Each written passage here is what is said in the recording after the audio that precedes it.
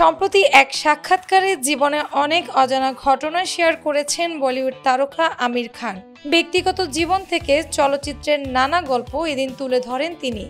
সেখানেই তিনি জানিয়েছেন ৯০-এর দশকে বলিউডে যখন আন্ডারওয়ার্ল্ডের প্রভাব প্রকট, তখন তাকেও দুবাইয়ের এক পার্টিতে উপস্থিত হওয়ার আমন্ত্রণ জানানো হয়েছিল। প্রভাব ফিরিয়ে দিলে ভয়ভীতিও দেখানো হয়েছিল।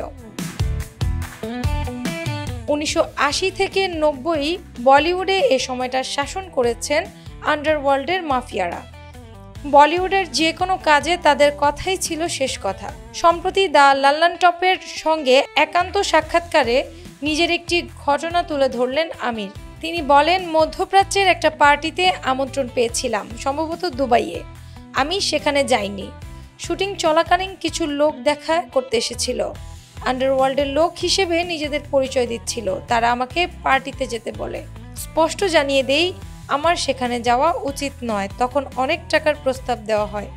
আমি স্পষ্ট বললাম, আমি যাব না, আমি আসব না। আমির খান আরও বলেন, এরপরই তাদের সুর পুরোই পাল্টে যায়। মুহূর্তেই উচ্চস্বরে তারা আমাকে বলে, আপনাকে আসতেই হবে, কারণ আপনি আসছেন, এটা ঘোষণা হয়ে গেছে। এটা আমাদের সম্মানের প্রশ্ন। ঘাবড়ে যাননি আমির। তিনি তখন বলেন, আপনারা ১ মাস ধরে আমার সঙ্গে দেখা করছেন, আর আমি বলেই গেছি আমি আসছি না। আপনাদের অনেক ক্ষমতা, চাইলেই আপনারা আমার মাথায় আঘাত করতে পারেন। হাত পা বেঁধে আমাকে যেখানে নিয়ে যেতে চান সেখানে নিয়ে যেতে পারেন, তবে আমি নিজ থেকে আসব না।